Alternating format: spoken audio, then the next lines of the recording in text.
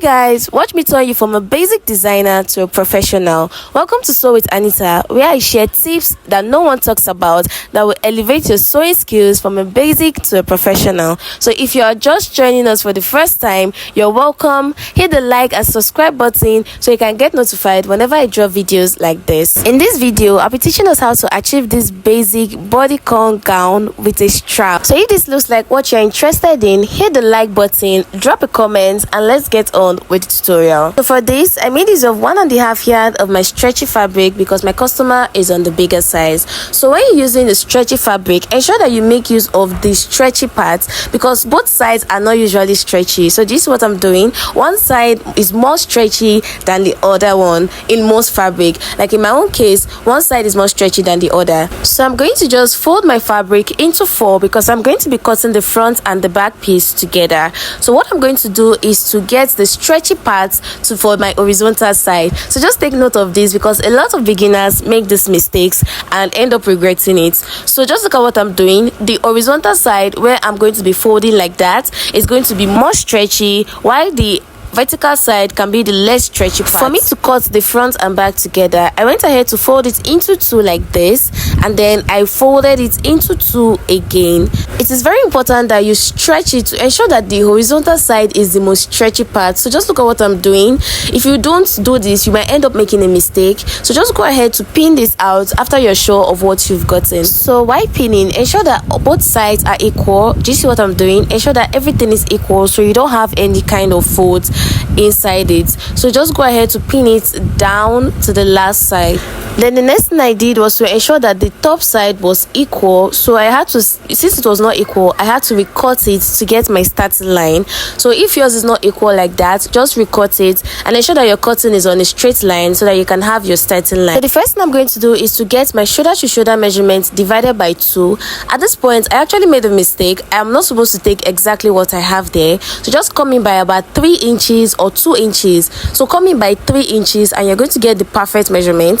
So after that, we're going to come out by 4 inches. So look at what I'm doing. From 4 inches, for my starting point, I'm going to leave it at 4 inches. So from that point, I'm going to get my chest measurement, my chest line. I don't want mine to be too low to show my bust. So I'm going to be using 6 inches like that. So you can just go ahead to do the same thing and it's going to come out well. After that, I'm going to connect that 6 inches that I came down by. I'm going to connect it to the shoulder to shoulder measurement that I took. Remember that for the shoulder to shoulder measurement, I said we should come in by about 3 inches. The essence of this is because after I did this without coming in by 3 inches, it became so tight and the armhole was too tight, so I didn't really like it. So I had to come out by about 3 inches for freeness and for lapping well on the shoulder. So just go ahead to do the same thing I'm doing. After that, on the chest line, I went ahead to take my bust measurement divided by 4.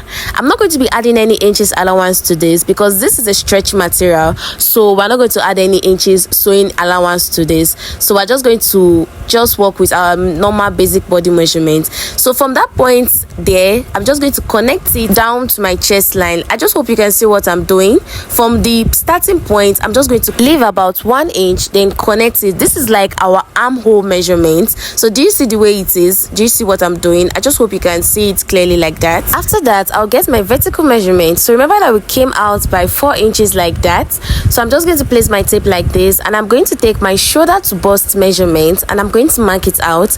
After doing that, I'm going to take my shoulder to under bust measurement and I'm going to mark it out too. So after that, I'm going to take my shoulder to half up measurement, which is also my shoulder to waist measurement, and I'm going to mark it out like that.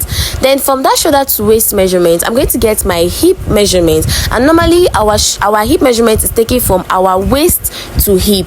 So if you're on the smaller size, your waist to hip measurement is going to be 8 inches. So from that waist side, that shoulder to half up, I'm going to mark it out. So my customer is on the bigger size, so I went ahead to mark out 9 inches.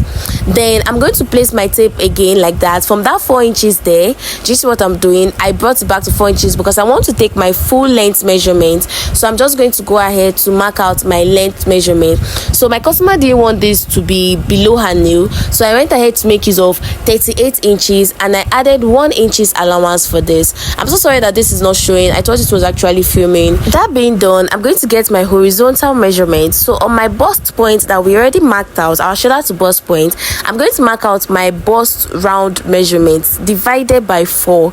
So I just hope you understand this. I'm going to go ahead to mark it out. Ensure that you are not adding any inches allowance, and I'm going to connect it from the point we had initially for the chest point down to my bust point. So next up, I'm going to get my under bust measurement divided by 4 and I'm going to mark it out and I'm going to connect the point like that. So I'm just going to rechalk it so that you can see what I'm doing, so you can see it clearly. I'm sorry, this is a stretchy material, so it's kind of difficult to write on it. So next up, on my shoulder to half up where we already marked out, I'm going to take my waist measurement divided by 4, my waist round measurement divided by 4. I'm going to mark it out and I'm going to connect the point. Next up, I'm going to get my hip measurement divided by 4 and I'm going to mark it on the part we already marked out as our hip measurement, our hip line. I just hope you understand, and I'm going to then connect the point. Then for my full length measurement, which is around my nail, I'm just going to get my hip round measurement minus 4 inches. Then I'm going to divide my answer by 4 to mark out the point. I just hope you understand it. I'm so sorry that this was not filming. I didn't know that it was not capturing that part, so please bear with me.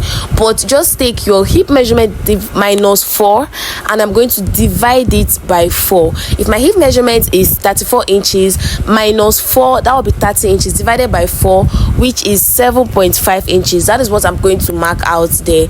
So after doing that, I'm just going to go ahead to cut it out like this. So just look at what I'm doing and you are going to understand. Once again, I sincerely apologize and I hope that you understand everything I am doing. So after doing that, I've gone ahead to open it up and this is what I have. This is what it's looking like. So the first thing I'm going to do is to join the side with 1 inch. So I'm just going to join the side with 1 inch. This is going to give it a lot much fitting. After doing that, we're just going to pipe the neckline side because we want it to have a neat finishing. So I'm just going to get a pieces material, pieces fabric from what we already have, and we're going to just cut out about 1 inch like that.